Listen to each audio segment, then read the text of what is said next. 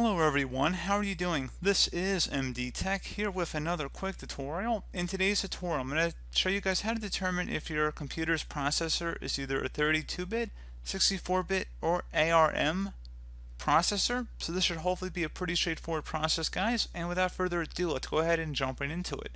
So all you have to do is open up the Start menu, type in Settings,